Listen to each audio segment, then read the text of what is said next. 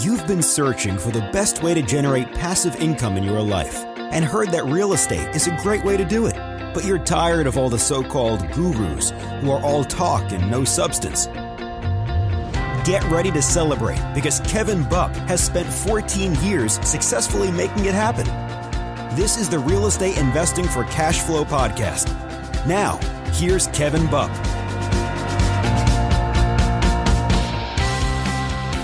Hey guys, Kevin Bupp here, and I want to welcome you to another episode of the Real Estate Investing for Cash Flow podcast. Our mission is to help you build and maintain massive amounts of cash flow through income-producing real estate investments. Our guest for this week's show is real estate and assisted living investment expert, Loe Hornbuckle. Loe is the founder and CEO of Sage Oak Assisted Living, the premier boutique senior living provider in Dallas. He has been involved in over 100 real estate transactions since 2010, including Sage Oak's current portfolio of 5 residential care homes. Loe is a licensed assisted living facility manager in the state of Texas and currently handles day-to-day operations for all 5 locations.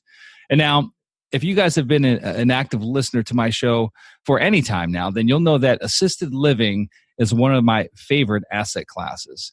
The others being, of course, mobile home parks, and then in really no particular order following that would be multifamily, parking lots, and self-storage. Mobile home parks surely take the lead, but really diversity is the key when it comes to investing. And the aforementioned investment niches are really at the top of my list. And so, guys, I'm very excited to get on to the show with Loe. But before we do, here's a quick word from our show sponsor, Sunrise Capital Investors. Hey guys, Kevin Bupp here with Sunrise Capital Investors. As you are hopefully already well aware if you've been a listener for any period of time, my goal has always been to provide you with as much value as I possibly can through my 2 podcasts, Real Estate Investing for Cash Flow and the Mobile Home Park Investing podcast. As our audience continues to grow, literally, we've been downloaded millions of times by folks in over 125 countries. I've had thousands of people reach out looking to get involved in our niche. And that's the phenomenal niche of mobile home park investing. For those that don't know, I've been a full-time real estate investor for nearly 20 years now, and I've personally invested in and have owned apartment complexes, various commercial properties, hundreds of single-family rentals, and I've interviewed some of the most successful investors in just about every other asset class, and I've arrived at this one very simple conclusion. Mobile home parks are hands down the best investment I've found to date. Why? They provide investors with the best risk-adjusted returns out of any other real estate sector that I've seen. Investing in real estate can get complicated, and I really want to simplify this process for you. If you're someone who wants to diversify away from the uncertainty of Wall Street and allocate a percentage of your real estate portfolio to mobile home parks, but maybe you don't have the time nor the inclination to personally locate good deals yourself, then our team will do it for you. At Sunrise Capital Investors, our team specializes in the acquisitions and management of undervalued and highly profitable mobile home parks. And we are now providing accredited investors with an opportunity to participate directly alongside our team in our up-and-coming deals. And let me say this, I believe that we are hands down the best in our space at sourcing highly profitable off-market deals. That's really what makes us unique in this niche and as investment managers. As stewards of your capital, we truly are aligned with our investors. We've structured our investment fund so that we as a company are incentivized in the same way the investor is, which is through the performance of the investment itself. In addition, we want to make sure that we not only make money for our investors, but that they understand how it's being made. That's why we provide our accredited partners with a private monthly podcast that walks them through the detailed updates on how their investment is performing. And we're very transparent, providing you with the good, the bad, and the ugly at times. And so if you'd like to learn more about the partnership opportunities with our team here at Sunrise, please go visit sunrisecapitalinvestors.com and click on the investors link to get signed up. It's absolutely free and you'll get placed on the priority list of when new opportunities come along. Also, feel free to call us at 833-CASH-FLOW without the O. Again, that's 833-CASH-FLOW without the O. And one of our investor relations team members will help you schedule an appointment to speak with one of our managing principals. If you have questions, go ahead and schedule a call and let's get on the phone and talk. And with that, guys, I like to leave with one last thought. From the time that I wake up in the morning to the time that I lay my head down the rest of the evening, my number one priority with everything I do, whether it be recording this podcast, working for our investors, helping each of you reach your investment goals, to providing a great experience to each of our residents who reside in our communities, is to add huge amounts of value to everyone that I come in contact with. Now, with that being said, I look forward to the opportunity of bringing value to you through Sunrise and through this podcast. Thank you for your time. Now, let's go ahead and get back to the show. All right, guys, now without further ado, I'd like to welcome our guest for today's show, Loe Hornbuckle. Loe, how you doing today, my friend? I'm doing well, Kevin. How are you? I'm doing great, Appreciate you joining us here today. I know you're a busy man, especially overseeing 5 facilities, but you've taken the time out to spend with us. So I'm excited to dig into your model a little bit, your background, and better understand what you got going on. And so maybe if you would, Loe, I gave you a very brief introduction there. Maybe take a few more minutes and just tell our listeners a little bit more about yourself and your background, if you could. I originally kind of got my start in business, actually at a car dealership. Took a summer off from college to go sell cars, and it was very fun, and I did pretty well at it. So I kind of made that my career for the first 10 or 12 years of my life. And then, of course, transitioning from being a car dealer to dealing with people with dementia and Alzheimer's, it's a very natural transition. No steps along the way of any kind.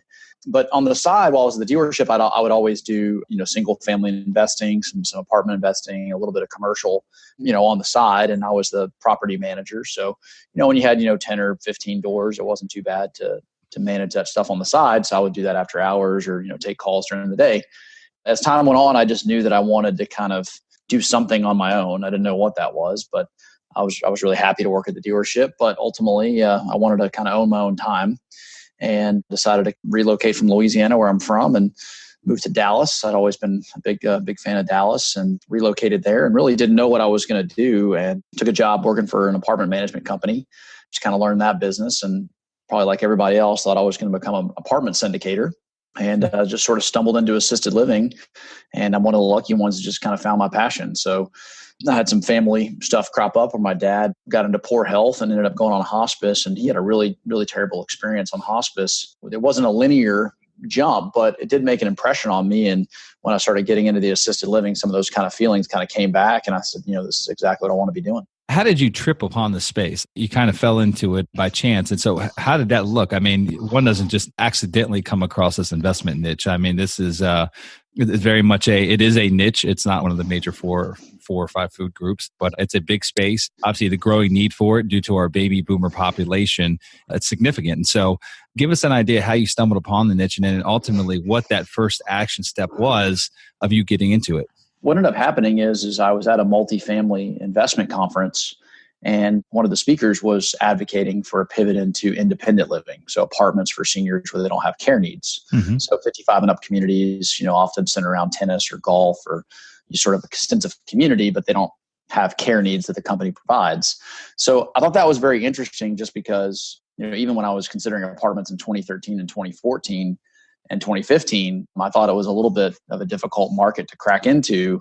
And of course, compared to now, people would love to have been in the apartment market, 3, 4, right. 5 years ago. And so that same week, the first time Gene Garino from the Residential Assisted Living Academy went on the Real Estate Guys radio was that same week. So literally, I felt like the universe was telling me hey, you need to do something with older people. You need to do something with older people, because it just seemed like that was the message I kept hearing from things around me. So to answer your question about action steps, I think the first thing that everyone needs to do before they take any action is really get educated. At the time, I wasn't working. I just quit. So basically all I did was study and learn about senior housing and play poker. Most of that time was senior housing. So I've actually, in just a few years, probably spent about 10 or 11,000 hours on assisted living and senior housing, because that's all I do. That's all I wake up, I do assisted living, I raise capital for assisted living, I talk about assisted living, I deal with operations, the hospitality side, learned a lot about healthcare along the way. So I think the biggest thing is to take action and get educated. Yeah. And for me, that was a lot of self-education. And then I attended the Residential Assisted Living Academy, has a program out in Phoenix. That's actually where I'm headed to today, because I teach out there now. One time I was a student out there, learned what I could at that event, and then took a lot of those steps and the stuff I'd learned and took action within a couple months and bought my first single family home that I was going to convert into an assisted living facility. About 18 months later, we had 5 locations. Wow. So yeah, that's a matter of getting educated and having a really strong intent. Yeah, no, absolutely. That's quite impressive growth. And I like to kind of tear that apart a little bit. And I guess first and foremost, talk about that very first deal, right? That's kind of the foundation of where this all started. That very first single family home that you were looking to convert. Can you give us a little bit more of a granular idea what that looked like, size of it, scope of the project as far as capital needed to do the conversion, time frame, all that good stuff? And then the second part of that question, I'd like to learn about the scaling of the business from 1 to 5, what that looked like in 18 months, because that's a short period of time. The first deal was kind of funny. I mean, what I felt like when I did my market research was that what was missing, in my opinion, in Dallas. So in some markets, you've got very, like, say, Phoenix, for example, you've got just tremendous number of homes that are assisted living facilities in somewhere like Phoenix. Whereas Dallas, which is actually a little larger than Phoenix, they're not quite as common. So the average customer in Dallas isn't as educated on residential assisted living as an option. So I sort of knew, number one, that customer education was my first challenge. And number two, in all the facilities that I visited, most of them were about 8 or 10 years old, and they'd taken 1960s, 1970s ranch style houses and done minor renovations, maybe $100,000 or $150,000 renovation. Sounds like a lot to a single family person, but when you factor in fire suppression, fire alarm, doing things like that, it's really not a lot of money. And so I just felt like that they basically had entered into the space at a time when you could get away with maybe not making the bathrooms ADA friendly, or not widening all the hallways, or just kind of cut rate. And I felt like the market needed something different. So I sought out to basically I wanted my first care home to be, our first residential assisted living to be, the nicest one in Dallas. That was my number one goal out of the gate. Primarily because what I learned early is that if you don't have an established identity in the space, the only thing you have to hang your brand hat on is your building. So your building is your brand. And so if you have a mediocre building, your brand is mediocre. If you have a great building, you've got a great brand, because that's all they have to go off of. Now, later, as you develop clientele and you have references and someone comes and tours you, you can reference, 100 families that have been happy with you over the last 3 years. That adds a lot of value. But initially, you're just a guy with the building, so you better make it nicer than everybody else's. Sure. Was my philosophy. So I found a deal on a house that was on a main street in Dallas. That's the thing about assisted living. We don't mind being on a busy street. So something that might not work well for a family can work really well for assisted living. It was listed at maybe $700,000 or something in that neighborhood. I was able to get a good deal on it, acquire it for $570,000. The renovation was about $300,000. And the whole process of construction took about 8 or 9 months. And we were licensed within 3 months of that. So the whole process from soup to nuts took about a year. And that property rents for about $5,400 a bed. It's an 8-bed facility. So we converted, it was a 3,600 square foot house. We converted the garage and added some patio space. And now it's about a 4,500 square foot house licensed with Texas for 8 residents, specializing in dementia and Alzheimer's care. Got it. Very interesting. How about the financing on something like that? I mean, were you able to obtain just normal conventional financing, residential financing, or did you have to finance it commercially? Yeah. So for that particular property, we actually just paid for it. So I'd, been successful in building up a relationship with a high net worth individual. What I pitched to him was basically, I thought about this long and hard. I knew I wanted to grow. And obviously I knew that, debt on your balance sheet can hinder growth. But that if you have a clean balance sheet, then growth is obviously very possible. So I made a proposal to him, and the basic pitch was, if I do one of these, it'll be the worst investment you ever made in your life, but still not very bad. If I have 1,000 beds in the next 10 years, you're going to adopt me. And I think he knew my work ethic and sort of knew what that meant. And so we're actually working on 2 projects now that are combined about 180 beds. So we've got some big developments coming down the pipeline, which we can chat about later. But back to your finance question. So what I did was we paid for that property. I knew that the challenge in this space is kind of the appraisal piece, just because, especially if you're converting a single family home to an assisted living facility, it's pretty hard for an appraiser to imagine you converting a residential assisted living, like a house, into a small facility. So sometimes that trips up the appraiser. So a lot of times the values, what you can get on the open market and the value the appraiser assigns, there's a big gap there. Yeah. And so I knew if I had a paid for house, I could expand quickly because I could pledge both pieces of collateral, house A and house B, to get the second house. And so that's ultimately what we did. So the first 2 we did, as our corporate owned, and then locations 3, 4, and 5 were syndicated. So we got traditional loans on the house valued as a single family home, and then raised the equity with investors. Very interesting. So it sounds like you might have been already working on project 2 before you were even fully leased up in project 1. Is that an accurate statement? Actually, project 2, because it was an existing facility, Okay. operations in March of 2016. The original project I purchased in November of 2015. So we weren't even really that far into construction when we bought the second property. Got it. Very interesting. So you mentioned some larger projects you're involved in today, 180 give or take beds.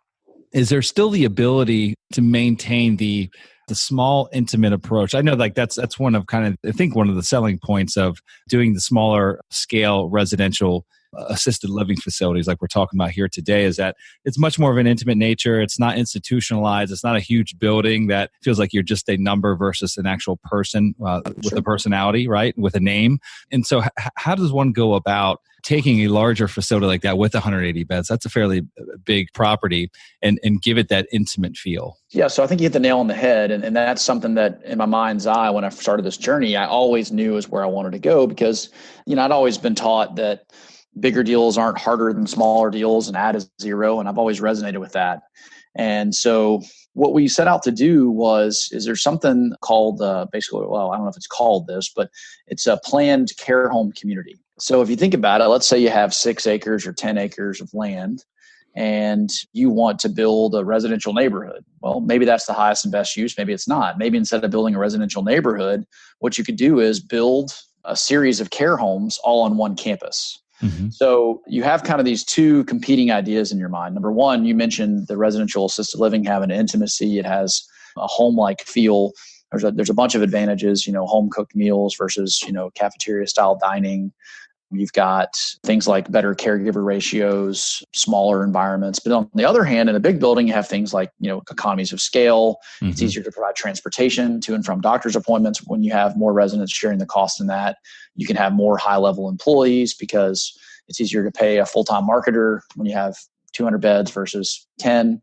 And so things like that really kind of cause you to kind of like, okay, there's pros and cons to the model. So my idea was rather than build a 3-story assisted living facility that's, 100 beds that, put up a fence and a couple turrets and looks like a prison. Instead, let's take the exact concept that we're doing now and actually make it in a bigger scale. Mm-hmm. So what we're in the process of doing is Louisiana and Texas both have somewhat similar assisted living rules. And what that means is they'll allow you to have up to 16 people in a home before it changes into sort of a different class. So they have different classes of assisted living, and they're both have the same number. So what we've done is we basically designed a prototype house that we think, checks off all the boxes that we look for, right? We're concerned about the resident experience. We're concerned about the caregiver experience.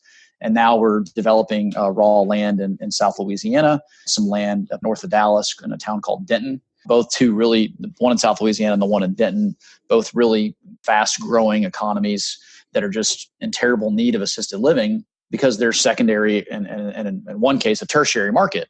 So there's some overbuilding problems in assisted living. And most of the time that happens, it's in big cities. You can probably make the case that Dallas is probably number 1 on the overbuilt list. And so what we try to do is go into areas where someone in a boardroom in New York is not focused there. So we're investing in Denton, we're investing in Lake Charles, Louisiana.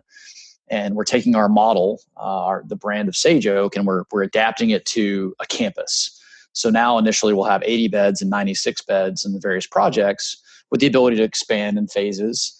But you still have the home-like feel because these are not big, huge buildings. They're 8,700 square foot houses. So they're big houses. I mean, they would be a mansion if a single family person lived in them. Sure. But they're purpose built for this exact reason. And so that allows us to sort of solve both problems simultaneously and also get access to the typical financing structures that you see in assisted living versus having to be a bit more creative on the residential side. So really, we do think we've designed the perfect product to solve. I mean, this really is a great hybrid system that allows us to accomplish all of our goals with patient care and outcomes, but also solve financing, solve economies of scale, and really be able to offer, top-notch service to the clients because we have transportation, we have a nurse, we have, access to a marketer to keep the beds full, things like that. When you've got that campus type approach, I'm assuming if you've got 8 buildings, you're not going to put 8 full-blown commercial kitchens, one in each one of those buildings. You're going to have a more centralized kitchen approach to it?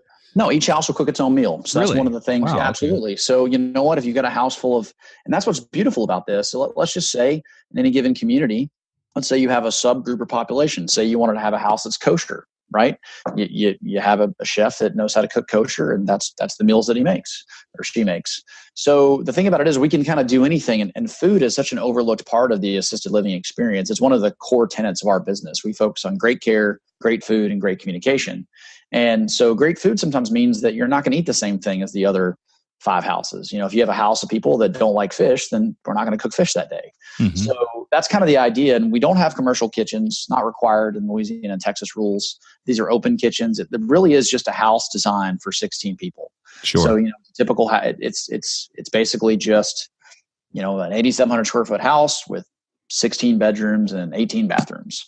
Got it. It's just we get rid of things that we don't need, like garages and it's all one story. So it really, and from the front, it really does look like just a very nice home, and it just kind of keeps going. Gotcha. And I know there's many different forms that this model comes in. I mean, you could take a existing single family home, convert it. You can build to suit, one standalone building, or you can do like a campus style that we're talking about here. But generally speaking, if we just had to paint a broad brush stroke across it, and maybe we'll focus on the conversion side, because I'm assuming it sounds like of all the folks I've talked to in the space, it seems like that tends to be the entry point into this space.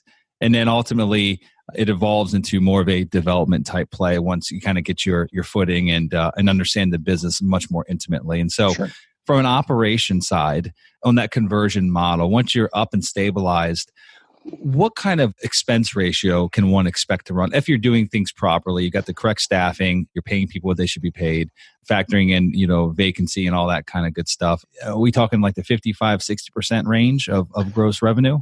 Yeah. So I think the metrics, since the real estate show, the things that a lot of people want to see is it's not uncommon for a residential assisted living project to have a cap rate between 15 and 25%. Those are very common. 2, as far as what you plan to net, generally you're going to net probably about 30% top line revenue. You're going to keep about 30% of that.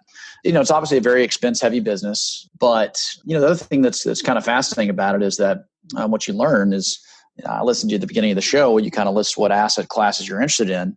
What's fascinating is that in some ways, healthcare may be the most recession resistant because people are going to get care one way or the other. They're going to have needs. People don't stop having mobility challenges or getting cognitive impairment because the economy is poor. And I think what ends up happening is a lot of times families figure out a way to take care of their parents or take care of their spouse. And most of the people that we're renting to have, for the most part, been relatively affluent their whole life, or they have a long-term care policy, right? Some people have both. But ultimately, what you're doing is you found a way to, number one, be in healthcare, which is a recession-resistant business, and number 2, to rent to the affluent. Mm-hmm. So since you're renting to the affluent, my perspective is usually in recessions, government programs typically keep going in recessions, if not get expanded. So people that are sort of on the lower end of the economic spectrum, they typically do okay in recessions. And people that are wealthy have good advisors and a game plan, and they're diversified and have assets. And so they typically do okay in recessions. And it's the middle that kind of gets squeezed. Mm-hmm. And so we really feel like that it's just a great recession resistant opportunity. And so, I think the buying opportunities in assisted living will have yet to really present themselves. I mentioned kind of the overbuilding component. And my take is that for about 2 or 3 years, we're going to be going through a little bit of a demographic lag where, I don't really talk about the baby boomers at all. Everybody else talks about baby boomers when they mention this subject. And the reason why is the average age in assisted living is like 86, 87. The oldest baby boomer is 74. So we're really not going to see a lot of baby boomer interaction in assisted living and in memory care for 10 or 12 years. There are some baby boomers in the asset class now, but it's just not the wave that everyone's expecting. So for about 2 or 3 years, we're going to have a situation where our potential clients are demographically on a big scale are basically passing away faster than they're being replaced. And so what you'll see is a lot of these people that built on the baby boomers are coming thing, which they've been talking about that for 20 years, right? That built on that philosophy, you still have to get there, right? You still have to get to 10 or 15 years down the road to really be in the smack in the middle of that. And so I think there's going to be some just really awesome buying opportunities in assisted living. And so for me, I felt like it was the right time to just really get very knowledgeable about it and have enough weight behind myself that if a deal does come up, or a bank has a something in receivership, that my phone is the one that rings and not Yep. the other guys. Yep. No, I love it. I love it. I want to talk to you a little bit about market selection. I'm going to probably jump around a little bit here. I want to be respectful of your time as well, but there's definitely some things I want to cover here before we let you off the hook. One of those big items would be the market selection. You made a comment regarding, you're not looking to battle against the guys on Wall Street, right? The institutional type players that are the ones that we're just talking about now, that are overbuilding, the building for the coming population of baby boomers, the folks that are going into these core markets. You're looking at a lot of the secondary and tertiary markets that are surrounding these core markets where the bigger players aren't really interested, right? Like there's just not enough of a population to support their interest. And so my question is, what are you looking for? And what does your due diligence process look like, for you to filter out a secondary or tertiary market, one that you feel has a demand, has a shortage in supply of this type of housing, and one that makes you feel confident enough to move forward with a project there? Our typical process for due diligence is, number one, we hear about a potential market. Really, before I do much research, I'll typically, I'll do a little bit, but before I do a lot of research, I go get boots on the ground, usually personally, and go just take a look at, what's happening in the market. So I usually ghost tour, 10, 20, however many facilities I feel like I need to ghost tour. So I go and shop and have a customer experience at those locations. And that usually takes anywhere from a day to 2 days to do. And what I find is there's always a story that every market's telling, right? So I start to kind of get a sense for, okay, this just feels like this is missing, or ask questions to the providers. And I sort of get a sense for, what's kind of going on in their marketplace. What are they seeing?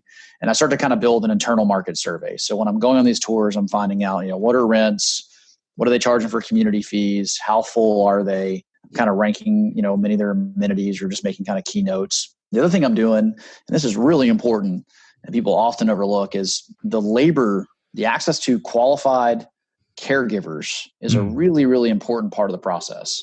And so you want to make sure that you really understand, because you can build the greatest product with the greatest demand, but if you can't hire good people to take care of them, then nobody's going to want to move into your facility. Yeah.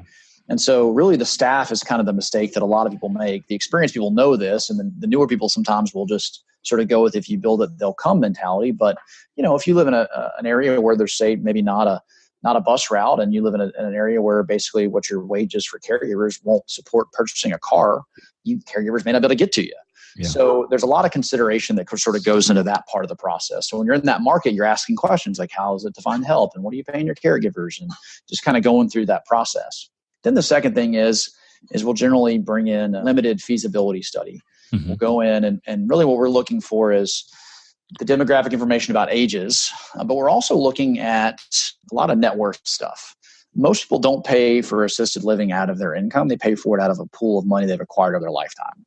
So a typical person that's paying for assisted living, say they're 85, maybe they've lived somewhere else for the last 5 or 10 years. They've sold their house and they have a combination of income, and they're kind of paying down that pool of money they have. And so you're looking at a lot of those pieces. So a lot of it's just basically just the convergence of the age of the population, what the net worth of that population looks like. And then you're sort of hypothesis testing, like if the rents were this, how many people could afford it? If the rents were this, how many people could afford it? And then from there, you kind of build how big your revenue pie can be. And then you kind of start filling in your expenses below that. And that's kind of been always my process. Very interesting. Okay. Again, switching gears to the next topic I want to cover here, I think of vital importance would be taking the SWOT approach: strengths, weaknesses, opportunities, threats. If you had to list like the top 3 threats to this industry, I mean, in my mind, I'm just going to try to take a stab at like what I think at least a couple of them would be. I mean, one would be regulatory changes, right? And how that ultimately could affect the industry as a whole, or, state specific, whatever it might be. Another one would be like a barrier to entry. Like there's really not a massive barrier to entry in this space. And so the one big threat would be other developers coming in and ultimately creating too much of a product and basically outpacing the demand for it. Those are the top 2 that come to my mind. But ultimately, from your perspective, what do you feel the biggest threats are to this industry, and how do you mitigate those threats? Yeah. So, I mean, ironically, I think the 2 that you mentioned may actually contradict each other. So obviously the regulatory environment and barrier to entry, I think those 2 things are diametrically opposed. So I think there is big barriers for entry in a regulatory way. And if you just imagine like a filter process, let's say you've got a room of 1,000 real estate investors and you start naming asset classes. Generally, the harder an asset class is to manage, that'll typically mean you have more and more people rule themselves out. So I do think there are actually good barriers for entry for assisted living. And also access to capital markets is a little bit harder. So getting money for assisted living loans underwritten, things like that can be more complicated. But actually, I think the number one challenge is what I mentioned earlier is going to be there's a caregiver shortage. So we have a sort of projected caregiver shortage coming down the pipeline. So we have a couple of really logical, obvious solutions. Some of them have political opposition. So, if you have a bunch of people that are older and need caregivers, one of the fastest ways to do that is to allow immigration, people that are interested in being caregivers. So obviously that's kind of a political process at times. So I think caregivers is the number one thing. The number two thing is, again, I think we have so much emphasis on the baby boomers that we're not really, when I say we, fellow people in the industry, I generally think it's wise to underwrite a deal for now and not even consider what's coming in 10 or 12 years. If the deal works now, then you're just going to be very happy with the level of business that you have when those demographic changes do occur. And then the last thing is really failure to recognize that the current model, in my opinion, is pretty broken. So I think a lot of people, they go and build these big assisted living projects. They're not really unique or different than the other similar, 1-year-old build down the road. And so they sort of make themselves into a commodity. You don't want to be a commodity. You want to set yourself apart. And so to me, I think providers have a tendency to not have a well-articulated, unique selling proposition.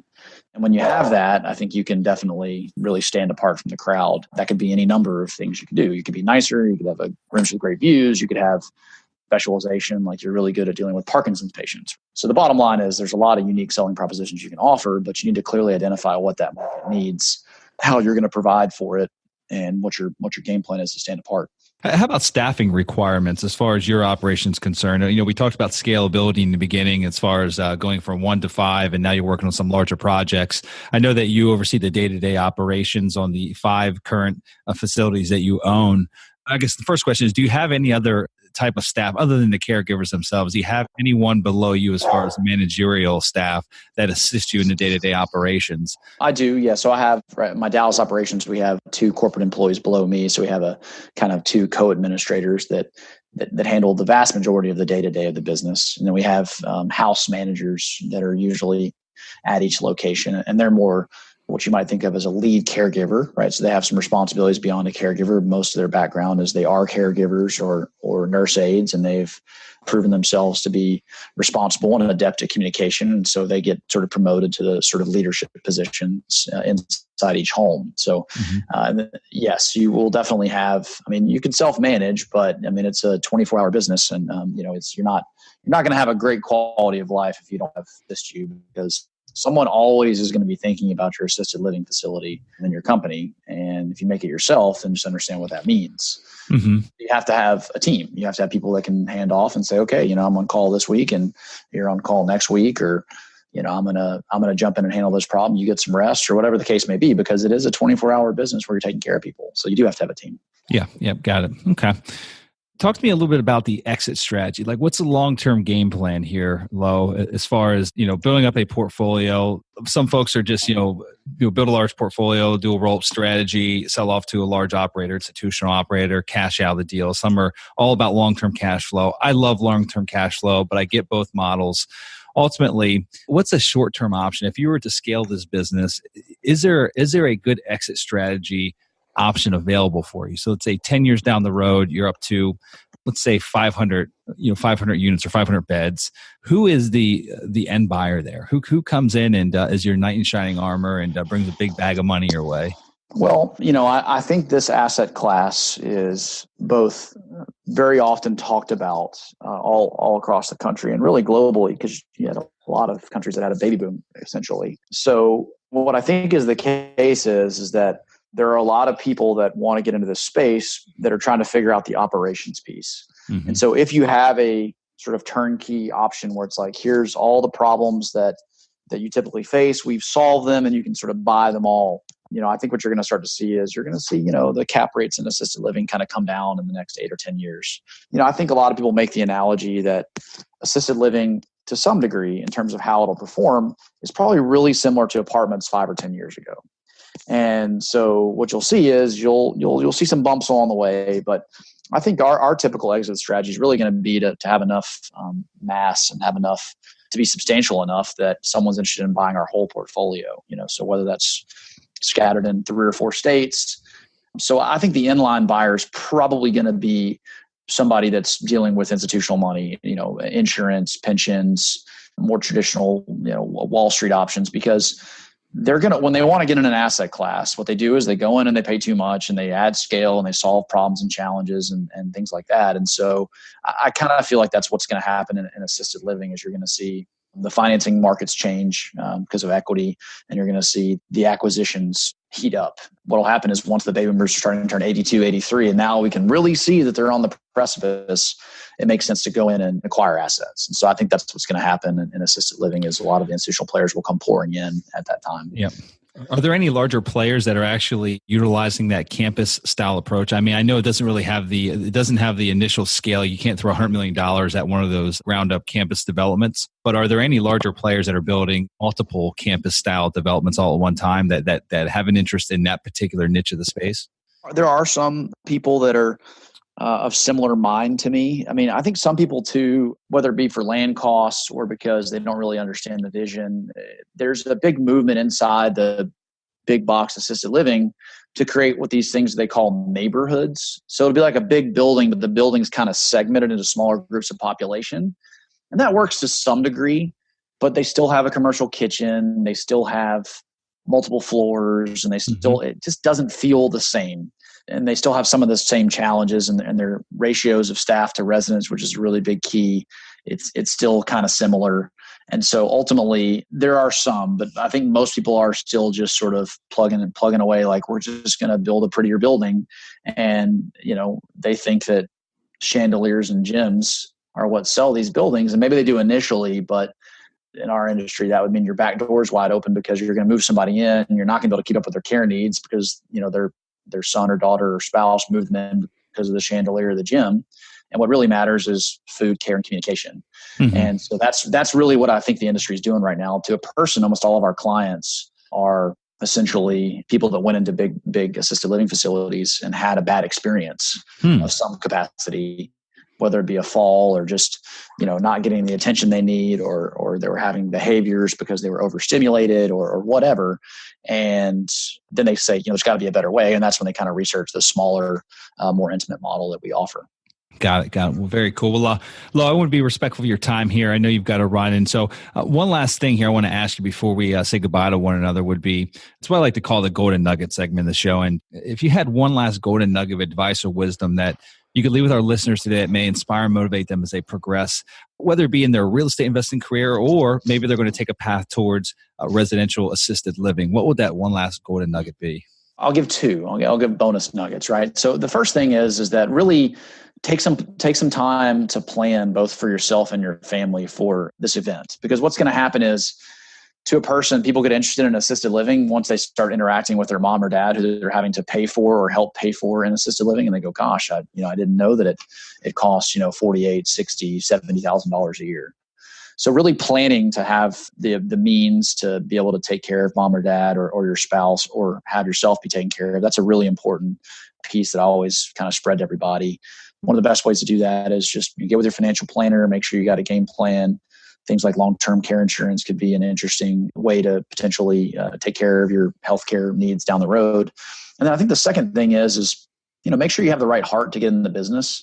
It's a service business with a real estate component. It's not a real estate business with a service component. Mm-hmm. It's a service business that happens to have a real estate component to it. So you're mentally prepared for, a lot of your clients are going to pass away and you're going to have some tough moments, and it's a 24-hour business, but there's also going to be a lot of joy, and you're going to be able to take people that are in tough situations and help them, and their families will be appreciative of what you're doing. And, it's a lot of people respect people that are in this industry. And so, if you've been in other industries before where you're not as respected, like say a car salesman, then it's a little bit of a change of pace when you're like getting thank you cards and people are saying, hey, you're doing great work. Thank you for everything you've done. And it's just a different experience.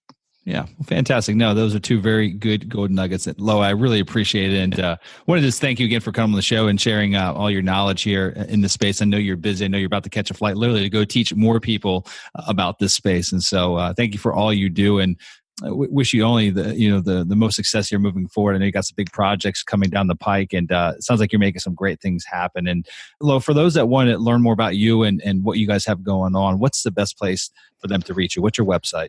Yeah, absolutely. So the website of our assisted living company is thesageoak.com. So the name of the company is Sage Oak. Website is thesageoak.com, thesageoak.com. And, if they have questions about learning about residential assisted living, possibly investing, anything from the gamut, or, I'm looking for a place for my mom or dad, how can you help me? No problem. Send me an email to Loe, Loe, at thesageoak.com. And I'm sure you guys can throw that up on the podcast so they can click a link. Yep. But I'm happy to answer any questions. If they're looking in Minnesota, I don't have any places up there, but I'll give them the best advice that I can. I'll connect them to anybody that I know up there. And then, of course, if they want to learn more about investing or how to be an equity partner, happy to share that as well. So anything I can do to be of service, y'all let me know. Okay, fantastic. Loe, until we meet again, my friend, you take care and keep kicking ass. Okay, we'll talk again soon. Thanks, Kevin. Good chatting with you. Congratulations! Now you've got more of the best tricks of the trade in building massive amounts of passive income from real estate. For more amazing resources, visit realestateinvestingforcashflow.com, and we'll see you next Monday morning.